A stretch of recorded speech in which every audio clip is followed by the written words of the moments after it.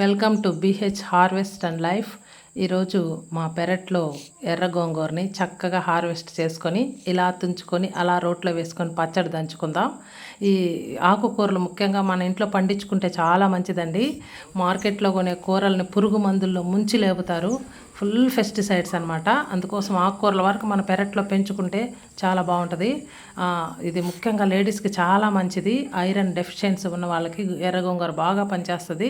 ఇలా కట్టగా గోంగూరను తుంచుకొని వచ్చిన తర్వాత దాన్ని చక్కగా మనం ఇంట్లో గాన పచ్చడి చేసుకొని తింటే చాలా సూపర్గా ఉంటుంది. ఇలా బాండీలో వేసి వాడిచిన తర్వాత, నూనెలో వాడిచిన తర్వాత దాంట్లో ధనియాలు, జీలకర్ర, మెంతులు, పల్లీలు, మిరపకాయలు అన్నీ వేసి చక్కగా దోరగా వేయించిన తర్వాత ఈ పచ్చడి రోట్లోనే దంచాలండి. మిక్సీలో దంచితే అంత బాగోదు. ఇలా రోట్లో దంచితే ఎర్ర గోంగూర పచ్చడి దాని టేస్టే నెక్స్ట్ లెవెల్ అనమాట. మా అమ్మమ్మ దగ్గర నేర్చుకున్నాను నేను ఈ పచ్చడి. అమ్మమ్మ ఇలా పచ్చడి దంచుతూ ఉంటే మేమంతా చుట్టూ చేరి కూర్చునే వాళ్ళమి.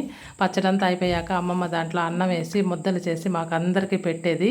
అలా చేయడం వల్ల పచ్చడికి రుచి పెరుగుతుందని చెప్పి రాతిలో తిన్న పచ్చడి చాలా బాగుంటుందని మా అమ్మమ్మ చెప్పేది. నాకు ఈరోజంతా మా అమ్మమ్మే గుర్తొస్తుంది.